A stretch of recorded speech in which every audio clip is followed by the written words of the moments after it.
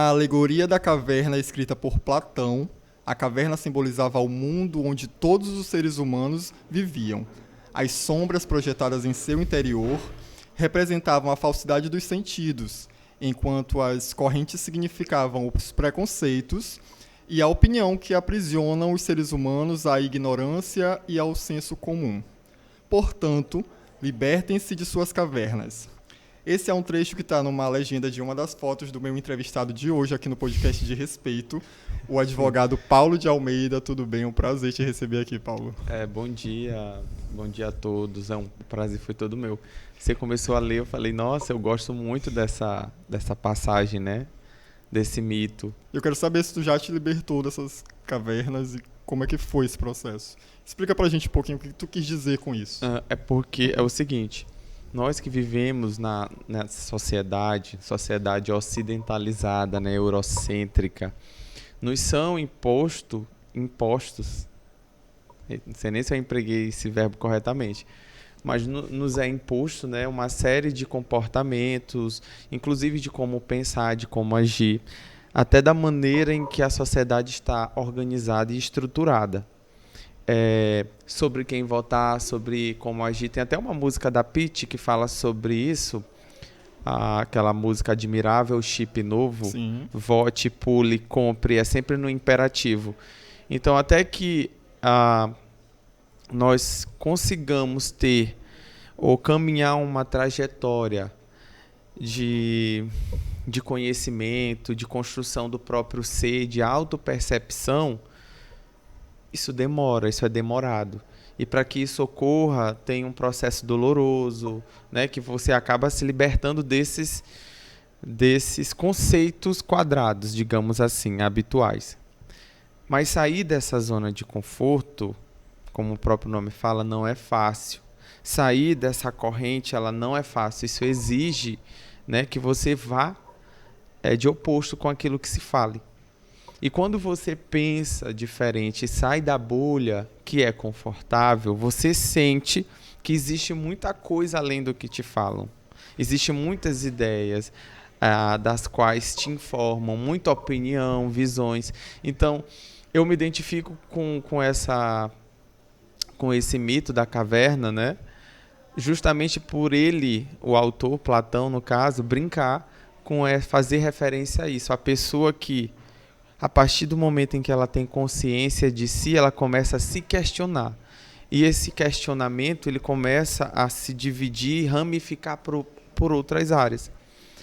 O primeiro questionamento é o questionamento do ser, quem sou eu? E no momento que você tenta ali, busca descobrir quem é você, você começa a gostar desse exercício de questionar. Então você questiona, por que isso? Né? Por que aquilo? E por que tem que ser dessa forma? Eu me lembro que quando eu era criança, eu perguntei assim para minha mãe, por que precisa de dinheiro? Tá? Por que se precisa de dinheiro para fazer negócio? A minha mãe, é porque as coisas são assim.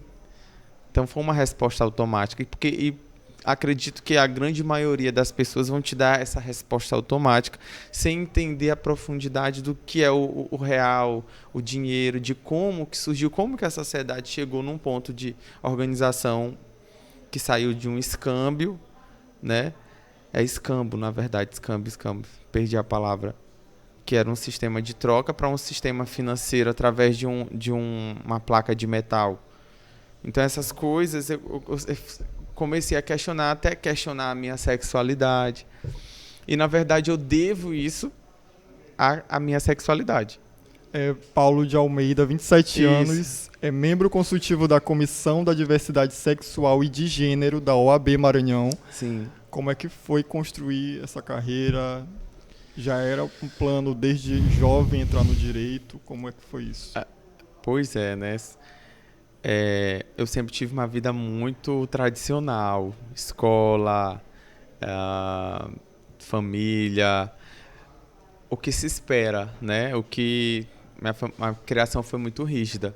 Então, eu me percebi numa família conservadora, aonde a minha sexualidade ela não condizia com a sexualidade dos demais. Senti que a sexualidade era algo proibido. Então, já me senti diferente. Por não estar dentro da mesma caixa, da mesma bolha, a minha perspectiva começou a ir numa direção diferente dos demais, que foi o que começou o autoquestionamento. Por que eu sou diferente do outro? Né? Por que eu faço a mesma coisa que o outro, mas as minhas chances são menores? Ou por que eu devo passar por isso? Então, a pessoa LGBT, ela passa por esse, digamos assim, que um despertar, que tem dois viés, que vai para um viés positivo ou negativo, ou de uma autoaceitação e uma consequente militância, porque pessoas LGBT são seres políticos por natureza na sociedade que a gente vive atualmente, ou o segundo viés é de um autoflagelo. A pessoa não se aceita e não aceita os outros e começa uma militância oposta de não aceitação e de perseguição, né? A psicologia fala isso, a gente é o homofóbico, digamos assim. Desde muito cedo o teu perfil já era de militância? Ou... Sim, mas não na pauta LGBT. É porque eu nasci nesse meio cristão e eu li algumas coisas e não concordava. Tem mais pessoas do direito na tua família? Quase todo mundo. Quase todo mundo. Aí, já respondendo a tua pergunta sobre a questão profissional. A minha família tem muitas pessoas da área jurídica, então sempre foi uma área muito tranquila para mim. Sempre me vi, né? Porque isso foi influenciado desde pequeno. Já era um caminho traçado. Minha família sempre foi de debater, de falar, de sempre ter uma conversa jurídica. Então, para mim, sempre foi muito fácil. Foi inclusive, eu não vou dizer fácil, mas confortável até no meu período letivo, digamos assim, de entender por ter já toda um preparo familiar, um costume. E quando eu entrei para o direito, que antes de fazer direito eu cursava a contabilidade. Aí isso é outra história. No primeiro período eu já sabia que eu ia militar na área. Quando eu entrei para a faculdade foi um momento em que eu, digamos assim, aqui vai ser uma semente em que eu vou colher frutos, aonde eu vou me preparar para poder enfrentar os males que são grandes. Como era o Paulo um pouquinho antes na escola? Tu enfrentou muito bullying, essas coisas? Como eu havia dito, eu era muito tradicional. Então era um rapaz que ia para a igreja no domingo. Nunca fui de beber nem de acompanhar os outros jovens no que a adolescência ali de escola pública, porque sou aluno de escola pública. Nunca fui desse ponto. Sempre fui mais recatado. E o negócio mudou mesmo quando eu entrei na faculdade. A faculdade foi um despertar de consciência para mim, mas antes disso eu sempre fui muito quieto. Então, apesar de ser quieto, e o quieto aqui é no sentido de militância, tá? Eu sempre fui, como amigos dizem, saliente. Saliente para exigir direitos, fui representante de turma. Então, assim, as pessoas se sentiam confortáveis. Sempre foi líder? Digamos que sim. Em que eu fosse representante de alguma coisa. Porque Entendi. Eu tinha coragem de falar, eu tinha segurança naquilo que eu acreditava. Por conta da criação, por conta do meio. Então, para mim, sempre foi muito natural. Mas em algum momento, o direito na tua mente estaria ali indo de embate à tua sexualidade? Isso seria um problema em algum momento? Não, o direito ele reforçou uma das minhas qualidades. Ele deu, digamos assim, um encorpamento, um engessamento para por esse meu comportamento que sempre ali se manifestou. Essa coisa do ir para frente, porque eu gosto disso, eu gosto de falar, eu gosto de debater. Desde pequeno, eu conversava com meu avô, que é uma pessoa, inclusive, que sempre que eu vou na casa dele, nós passamos horas. E as pessoas já saem até de perto. Inclusive, familiares até dizem assim, vixe, o Paulo tá com o vovô. Sai de perto. Ali eles não vão terminar agora. Porque eu gosto de debater com meu avô, que eu considero um homem muito inteligente. E sempre tive esse feedback dele, que eu gosto disso, né? A gente tem sempre que se desafiar. E aí eu sempre quis superar o meu avô, né? Tipo, eu vou ganhar ele numa discussão. Porque eu aprendi no direito, não sei nem se eu devia estar falando isso, que nem sempre quem ganha um debate é quem tem a razão, mas quem tem o melhor argumento.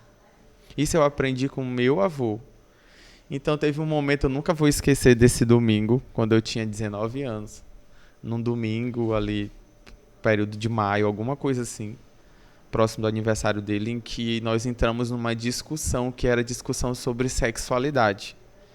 E ele tinha todo um arcabouço de pensamento muito arcaico, muito bem fundamentado para a época dele, né? Porque ele se estagnou no tempo em relação a essa temática e ficou com informações que eu detinha naquele momento essas informações. Então, no embate, eu consegui, porque sempre tem a plateia, né? Porque não adianta você debater com uma pessoa de ideia oposta se não ter uma plateia, isso para o direito, tá? Que é o famoso júri, onde os demais vão dizer assim, eu acredito que ele esteja com a razão. Então, eu consegui convencer a opinião popular, digamos assim, e inclusive deixá-lo sem fala nesse aspecto. Então, eu me senti tão confiante em abordar sobre esse tema que naquele momento eu disse assim, despertou em mim O estalo. falei assim, essa é a minha área. É nisso aqui que eu me identifico, é minha vivência. Eu consegui superar o meu avô numa argumentação que ficou ridícula. Enfim, eu não vou nem comentar qual é a argumentação. Como foram os primeiros embates na carreira? São dois tipos, são dois viés aqui. É a parte profissional, né, que a gente faz o atendimento ao cliente, o que é habitual. Eu costumo ficar na parte criminal, então aqui não envolve muito a questão do ativismo. E tem o outro lado, que é um trabalho mais ativista direcionado para a pauta LGBT, né, que é mais um trabalho voluntário, um trabalho de militância mesmo, que é o que eu mais gosto de fazer, né? Então, os primeiros embates quanto a essa questão da pauta LGBT, a gente entende que existe um sistema que quer continuar da forma que está. Por quê? Porque quem detém esse sistema, os detentores do poder, eles representam a sociedade. E a sociedade brasileira, ela não quer, por medo, por ignorância, isso vem mudando, tá? No começo dos anos 2000, por exemplo, a maioria esmagadora dos brasileiros eram contra a união entre pessoas do mesmo sexo. Com uma década depois, a opinião pública mudou. E, em consequência disso, o Congresso muda, aprovando ali o que viria a ser a união estável. Então, assim, a gente encontra pessoas que manifestam opiniões absurdas, pautadas em questões religiosas, como se a religião fosse igual para todo mundo, de argumentos que vêm de um mundo paralelo e que você fica, como assim? Ninguém está vendo isso? Então, é complicado. Só que isso nunca me intimidou, né? É bom quando você conhece a lei, é bom quando você conhece até onde você pode ir, onde você pode ofender ou não, para que aquilo não possa se judicializar. Um ser humano consciente.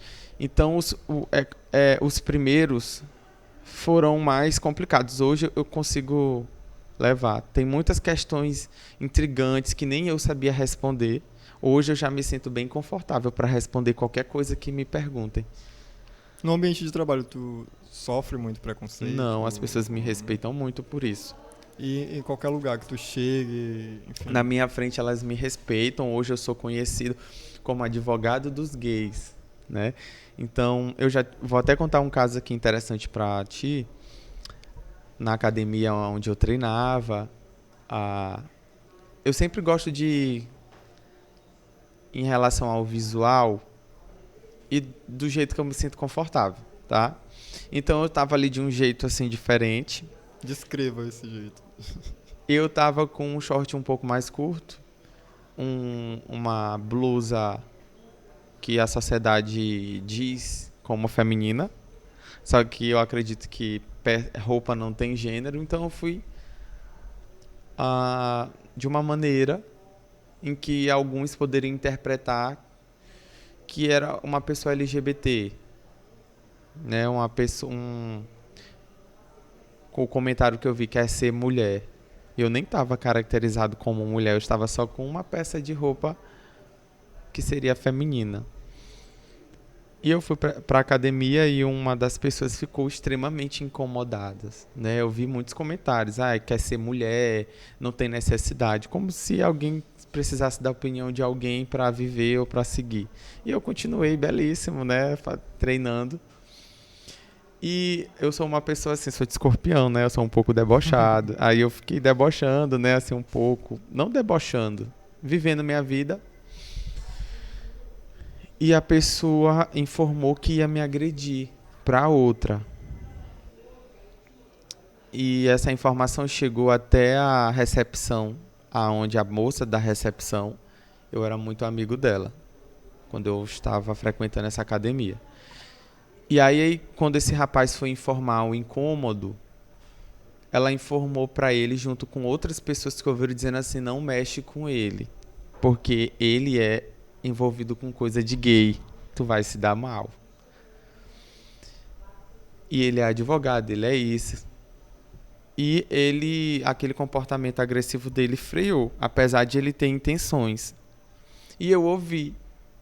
E eu me lembro que eu fui até ele e perguntei para ele assim, tudo bom? Eu poderia te ajudar com alguma coisa? E ele me olhou e disse assim, não, tá tudo certo. E eu saí. Mas eu vou te admitir aqui que eu tava doido para acontecer alguma coisa. Mas o que eu percebi naquele momento? Que as pessoas me reconhecem e respeitam. E hoje, apesar de poucas terem essas opiniões extremistas, né, violentas, elas sabem que hoje não existe uma impunidade como existia antes. E que se você sair dessa zona, né, porque todo mundo tem direito a se manifestar, o livre pensamento, desde que aquilo não venha a prejudicar uma pessoa e tal. Na sua intimidade, todo mundo tem essa prerrogativa. E quando eu percebi que hoje as pessoas não estão mais confortáveis, existem, né, sempre uma hora ou outra, mas quando eu percebi aquilo num local de uso comum, em que pessoas disseram não faça isso, não tem porquê, e ele se sentiu intimidado, para mim foi uma vitória. Porque se acontece comigo, acontece com outras pessoas. São violências que são evitadas pelas políticas públicas que temos hoje e os avanços em que a comunidade tem. Então as pessoas pensam duas vezes. Então isso para mim, eu fiquei muito feliz. Não é o ideal, tá? O ideal é que ele não ficasse revoltado por uma coisa que não diz respeito a ele. Mas mesmo que existindo a revolta, ele tem a consciência de que ele não pode. Porque hoje o Estado brasileiro ele vem mudando a abordagem. Tu ainda esbarra muito com aquele pensamento de que, porque é advogado, enfim, não pode se vestir dessa forma ou daquela, não pode ser isso ou aquilo. Como é que tu lida com isso? Vamos lá. Na OAB, nós temos um estatuto, Código de Ética, o Estatuto da Advocacia, o Regimento, em que tem um manual de conduta de como o profissional deve se portar, enquanto advogado no exercício da profissão. E no exercício da profissão, eu tenho consciência de que nós devemos nos comportar de uma maneira como lá está descrevendo. Enquanto eu estou no exercício da profissão, eu respeito o regimento, eu respeito o estatuto, eu respeito o código de ética, porque essa é a minha função, é o meu dever enquanto profissional. Mas fora do exercício da profissão, não. Enquanto eu estou atuando, na defesa de alguém, exercendo a profissão enquanto advogado, é o que a gente chama de conduta ilibada, conduta de acordo com com a moral e o bom costume. Que isso é muito questionável, moral para quem, costume para quem. Mas isso aí cabe ao Conselho Federal questionar sobre isso. Mas fora, a minha vivência, eu venho sempre tentando utilizar o meu corpo como um ato político. Tem Então, alguma história curiosa que tu queira contar? tem várias histórias curiosas, né? Uma delas, eu estava lá em Cururupu,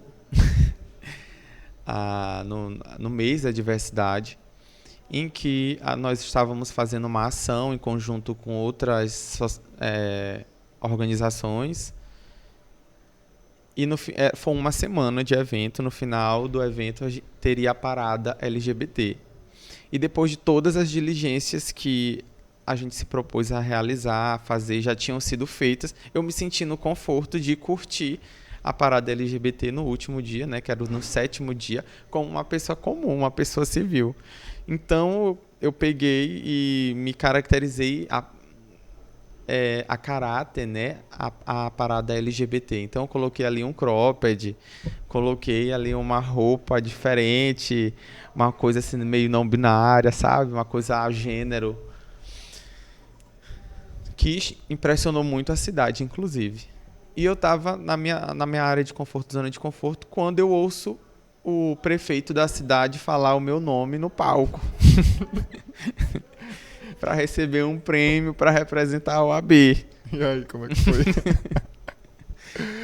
E eu me lembro que eu olhei assim para os meus amigos e disse assim, como assim? É para pegar um prêmio? Olha como é que eu não tô caracterizado, meu Deus, e agora? Já tinha tomado uma? Já tinha tomado uma, eu tava curtindo, eu já tinha caminhado horrores, inclusive. Nem esperava, né? Não esperava, tava até suado. E eu tava assim, mais para lá que para cá. E ele disse assim, o doutor Paulo Almeida receber aqui a premiação e a imprensa e fotografia. E eu falei, meu Deus do céu. E fui. Subi no palco.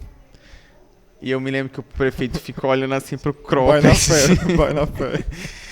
E as pessoas olhando assim, tinha gente que tava admirando, gente que tava sorrindo.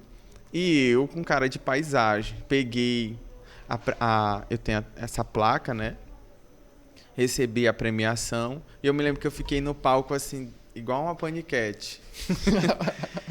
Eu só fui ver os vídeos depois, tá? Porque na minha cabeça tava tudo certo. Mas eu fiquei assim, meu Deus do céu. É um registro que eu não tenho no meu celular, mas de vez em quando colegas ficam me assombrando com esse momento. Espero que isso nunca vaze. Então já tive essa situação que foi bem engraçada, né? Que estava num momento de trabalho e acabou de uma maneira que eu não estava esperando. Foi uma premiação que eu nem sabia que ia ter. E tu frequenta muito essas festas, rolês? E como é que é a tua vivência com teus amigos? Eles têm essa preocupação contigo de dizer, para um pouquinho, com calma. Ou tu nem também tá preocupado com isso? Como é? Nós temos cuidados, né? Porque como eu acabo tendo uma certa popularidade, a gente nunca sabe quem é o outro. Se é alguém que quer te fazer mal, se é alguém que quer te fazer bem. Então, depois dessa visibilidade, eu comecei a ter um pouco mais de cuidado. Até na hora de postar, de dizer aonde é que eu tô. Agora, sobre lugares, até nisso eu costumo tentar sair da caixa. Eu frequento todos os lugares. Desde a comunidade, da área nobre, desde uma seresta a uma festa de música eletrônica. Eu gosto de estar transitando, de conhecer novos meios, de novas pessoas. Sempre que você se dispõe a ir para um novo lugar, você descobre novos horizontes. Então é a moça da padaria, é um bêbado transeunte em um bar do bairro, é uma pessoa pública de um evento social. Então eu acho importante, como eu sou um membro da sociedade, acabo estando aqui num papel de representatividade, poder ouvir e ver, vivenciar, por consequência, diferentes aspectos, diferentes vivências. Porque como é que eu vou representar alguém que eu desconheço a realidade? Então hoje eu consigo entender pouco, mas eu entendo algo, principalmente do que me diz respeito, né, politicamente falando, a pauta LGBT. Então, as pessoas, a sociedade, elas entendem que as pessoas gays, lésbicas, elas ocupam um status social mais elevado se comparado com o homem heterossexual. Mas tem muitas pessoas LGBTs em situação de vulnerabilidade, principalmente as pessoas da sigla T, os travestis e transexuais, Sim. que começou a ser também a minha realidade. Eu comecei a ter mais contato com esse público e ver a O que situação mais te deixa chocado? com o descaso. São pessoas invisíveis. Você não vê pessoas assim trabalhando no comércio à luz do dia. Você não vê pessoas trans e travestis ocupando espaços, não porque não querem, mas porque esses espaços são tomados. As pessoas não querem contratar. Falta oportunidades, no caso. E política também Política. de acessibilidade, porque essas pessoas nem se sentem confortáveis de terminar a educação fundamental, porque sofrem bullying. Às vezes o professor não reconhece a pessoa como é. A gente já recebeu um caso de uma aluna que estava passando pelo processo de transição, uma pessoa trans, uma mulher trans, e a diretoria da escola ainda chamava ela pelo nome de registro, pelo nome masculino. O uso do banheiro tinha que ser o banheiro masculino. E aí teve um problema na escola onde que a diretora acabou colocando essa aluna para utilizar o banheiro dos professores e falou que ia resolver. A pessoa passou 2 anos e nada de resolver na escola. Então acabou segregando. A pessoa desistiu, porque existiam algumas outras pessoas. Então, assim, pelo que a gente percebe nessa jornada, é que essas pessoas são muito desamparadas. Então, eles não têm o direito de serem educados, porque isso é tomado, apesar de estar ali acessível, não é a mesma condição. Tu tira os empregos, tira a empregabilidade, e o que sobra? A noite, a prostituição. Então, muitas dessas pessoas estão nessas profissões que são de alto risco. Mas tu já consegue vislumbrar bons resultados, um avanço, melhorias? A nível de Brasil, sim. A nível de Maranhão, a passos muito lentos. Só que existe uma disposição do governo estadual de ouvir. A gente consegue perceber uma flexibilização, uma flexibilidade, na verdade, do poder público estadual em ficar atento a essas pautas, esse governo atual. A nível de Brasil existem vários avanços, só que o principal é na cabeça da sociedade. Isso é a longo prazo, é a educação. Infelizmente, existe uma comunidade extremamente conservadora que impede esses avanços e sempre espalham fake news, né? Aquela fake news clássica do kit gay, que na verdade não é kit gay, coisa nenhuma. Que isso impede o avanço, porque enquanto não mudar essa ideia, o comportamento, as pessoas não sabem o que é sexualidade. As pessoas não se compreendem, então elas não vão compreender o outro. É muito comum mesmo, eu sentar numa roda de um bar, que ultimamente eu estou frequentando bastante, é um local que eu gosto, justamente porque é um ambiente que dá para conversar. Sim. Eu encontrar com pessoas aleatórias, acontece muito, tá, comigo. Eu começar a conversar com alguém e eu não sei dosar o nível da minha voz, porque para mim eu estou falando baixo, mas na verdade eu estou falando muito alto. E quando eu me perceber, ter várias pessoas das outras mesas ouvindo o que eu estou falando. Dando atenção ao que tu tá falando. Acontece muito, né? E começar a participar. E são sempre pautas sobre sexualidade, em que as pessoas ficam atentas porque elas nunca ouviram. pessoas de 40, 30, 50, 60 anos. Eu ouço assim, cara, eu tenho 67 anos e eu nunca tinha ouvido falar nisso que tu tá me trazendo agora. E eu acho isso incrível. Uma pessoa me falou recentemente. Isso foi bem aqui no Quatrack, inclusive. Não vou falar o estabelecimento aqui, né, pra fazer a propaganda. Mas eu percebo o quanto que as pessoas não conhecem uma coisa que para mim é muito simples. Não sabe nem a diferença de identidade de gênero para a orientação sexual. Sobre a forma... Então eu consigo perceber a falta de informação dessas pessoas. E o Estado ele precisa acessar essa área. Que as pessoas, tem muita pessoa que está disposta a aprender. Só que existem muitas pessoas dispostas a propagar fake news e desinformação. Pessoas que me perguntam assim, se eu achar um homem, né, cisgênero, um homem heterossexual cis, me perguntando, se eu achar um outro homem bonito, isso me torna LGBT? São perguntas assim. E eu fico, mas por que, meu Deus do céu? Mas a pessoa não tem o arcabouço, a base de informação nem para compreender a pergunta que faz. Então, e aí é o meu papel. O meu papel é chegar e começar a falar. Aí eu tenho alguns apelidos, sabe? Tipo palestrinha, militante, líder das gays, suprema. Eu tenho uns amigos que chamam assim. Porque aonde eu chego, eu começo a prosear, como eu começo a falar sobre essas pautas e as pessoas começam a me questionar. Sobre filho, sobre tio, de que... E eu fico, será se elas... Então, pra ti é algo realmente prazeroso, né? Até eu conversar gosto, sobre isso. eu Não se gosto. torna algo cansativo em momento algum? Não, porque eu sofri com isso. Eu sofro com isso até hoje. Porque eu percebo que as pessoas não têm informação. Então, a maneira que eu vejo o meu papel enquanto cidadão de colaborar para a sociedade é trazendo informação. Da qual porque assim, as pessoas utilizam muito o argumento, na era da informação, as pessoas não querem. De fato, elas não querem, mas tem um motivo. Creio eu, que é porque existem tantas informações e tantas opções que as pessoas, pela comodidade, elas não querem passar um tempo, eu vou colocar um documentário de 2 horas para entender. Elas querem praticidade.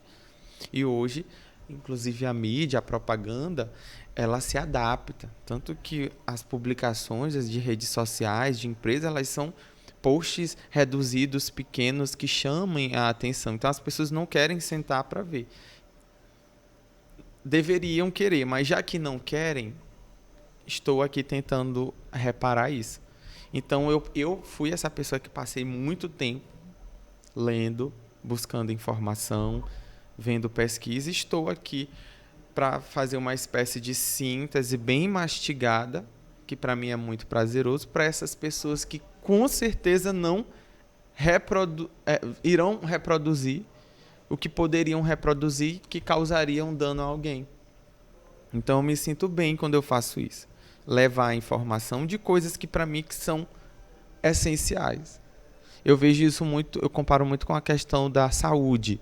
Tem pessoas, em casos clínicos, né, de interior, que bastava a pessoa tomar um remédio de verme, que poderia evitar toda uma locomoção e um gasto público para tratar de uma doença que um simples remédio, que às vezes é até gratuito, poderia ajudar. Mas por que aquela pessoa não tomou? Porque a informação disso não chegou lá. Então não adianta ter uma política pública se não tem acesso, se não traga o público-alvo para aquela finalidade. Porque no Brasil nós temos leis, muitas leis. As pessoas acham que a lei não presta. Não é a lei que não presta, é a eficácia. Aí cabe ao poder público articular isso entre a lei, a norma e a realidade. Tu tá num grupo de trabalho muito atuante, mas eu queria saber se tu tem influências no meio, né, no direito e tal, além da tua família. Pessoas militantes que tu se inspire, que tu Tem pessoas, admira. sim, tem. Por exemplo, tem o Tony.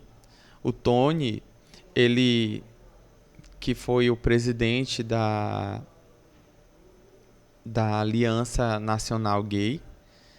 Ele foi o primeiro caso aqui no Brasil, né? Foi aquela pessoa que ele tentou casar, e aí isso foi negado, e aí ele recorreu para o STF, e a partir do caso dele é que foi criada a figura da união estável. Então ele foi o primeiro caso de casamento no Brasil. Então ele inclusive foi a pessoa quem me deu esse símbolo aqui, que eu guardo, inclusive, como um talismã. Eu fiquei muito feliz quando eu pude conhecer ele. Ele é um militante, um ativista muito conhecido aqui no nosso país. E é uma pessoa em quem eu me inspiro. E eu me senti que eu fui abençoado quando eu peguei isso aqui. E tem outras pessoas também, tá? Tem a Érica, a deputada, né? São pessoas que eu acompanho, trabalho e admiro muito. Hoje o meu perfil do Instagram eu costumo seguir muitas pessoas que estão ligadas, muitos movimentos, até para aprender e para poder também adaptar para a nossa articulação aqui. Então existem sim essas pessoas em que eu me inspiro, né?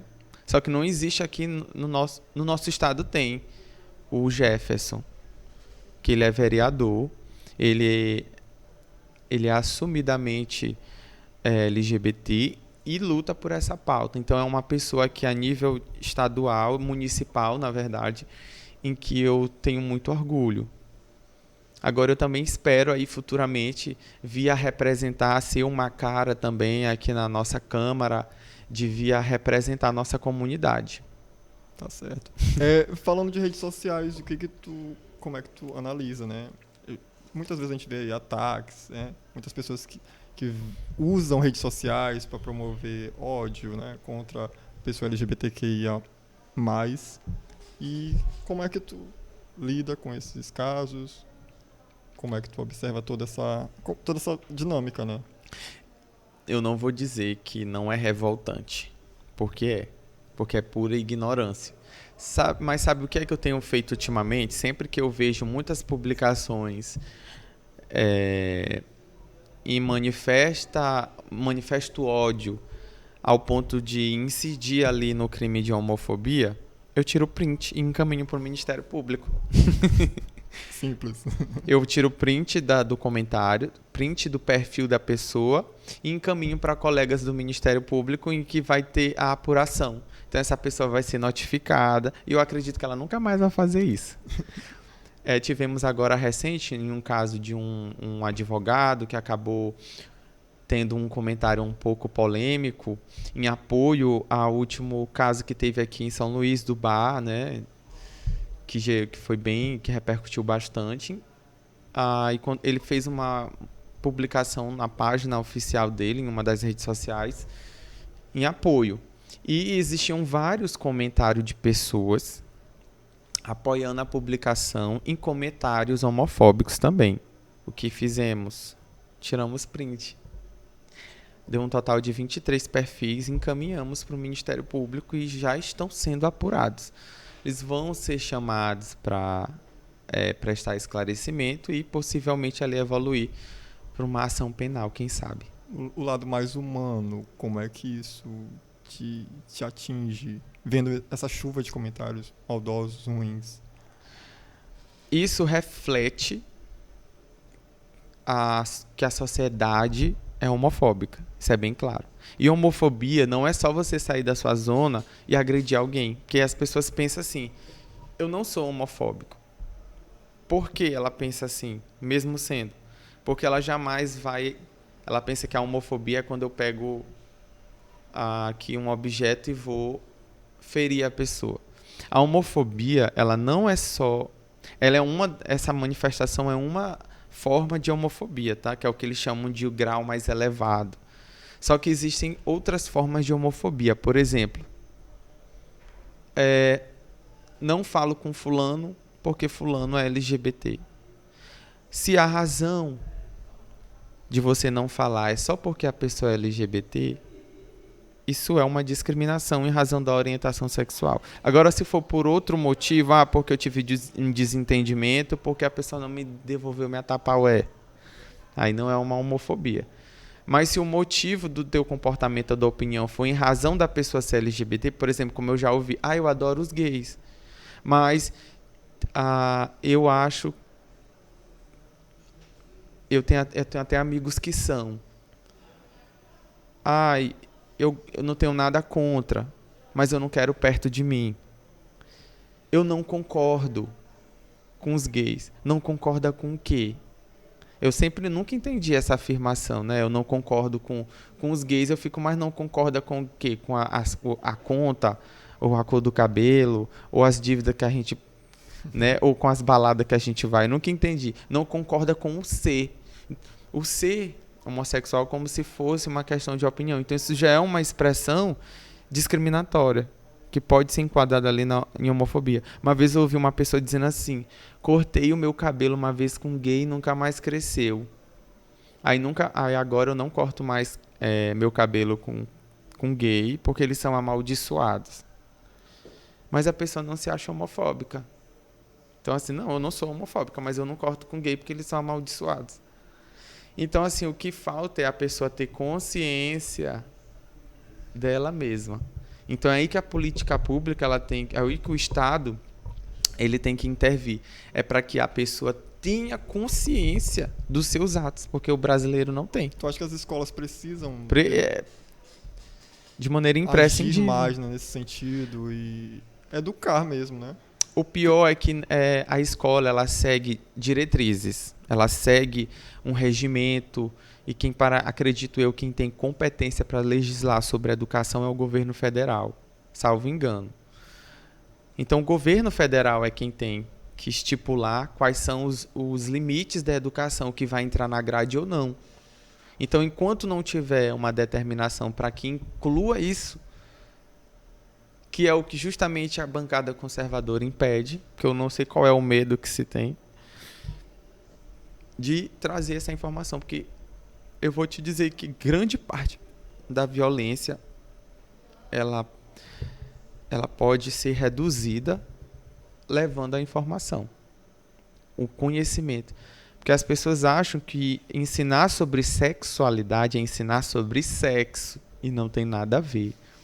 A sexualidade é entender o corpo, né? Existem nesse plano de educação que se entender corpo e entender a mente. Entender o outro, entender que existem pessoas diferentes, não sobre como praticar o ato sexual, mas entender sobre puberdade, entender sobre métodos contraceptivos, né? E para cada tipo de formação, um tipo de abordagem. Por exemplo, no ensino infantil, de acordo com o projeto que tinha sido apresentado, a proposta inicial era para poder ensinar a criança como que seria um ato de assédio, como reconhecer, né, que eu estou sendo assediada, como indicar para a criança esse comportamento não é legal. Por quê? Porque a maioria do abuso infantil, de aliciamento de menores, ocorre dentro do âmbito familiar. Acredito que 90% dos casos, né, que são relatados ocorrem dentro do âmbito familiar. E a criança, muitas vezes, ela não sabe identificar, porque ela não tem a base. E esse ensino, esse projeto de lei, esse plano de introduzir isso, iria preparar essas crianças para reconhecer. Era uma das propostas, né? Que foi ludibriada, sofreu ali com a fake news e acabou se tornando o kit gay. De como se tivesse um método de ensinar as pessoas a serem LGBTs, que não tem como ensinar sexualidade. Finalizando nosso papo aqui com o advogado Paulo de Almeida, eu queria que tu só falasse aí teus planos para o futuro, algo mais pessoal mesmo. De plano para o futuro, eu sempre espero estar alcançando pessoas que até o momento não foram alcançadas. E alcançando essas pessoas com delicadeza, alcançando essas pessoas com informação, com uma abordagem adequada, linguagem adequada, porque o ser humano é assim, ele é complexo. Então, eu espero muito que futuramente eu consiga, através da minha sabedoria, do meu trabalho, estar em uma posição em que eu consiga ter um alcance maior. E as minhas pretensões são essas: ocupar espaços e atuar para essa finalidade. Então, quem sabe aí não possa vir um cargo eletivo, né? As eleições estão vindo aí, ou então algo dessa natureza, porque é o que eu gosto, é o que eu sei, é o que eu entendo, né? É o que eu vivi, é o que chamam de local de fala. Que a satisfação pessoal, ela independe da questão financeira, né? O dinheiro ajuda na sociedade, que é importante, mas cada um de nós buscamos a satisfação, a realização. E o meu papel, enquanto indivíduo maranhense, ludovicense, na minha contribuição social é essa. Então eu espero alcançar um local em que esse meu desejo seja potencializado.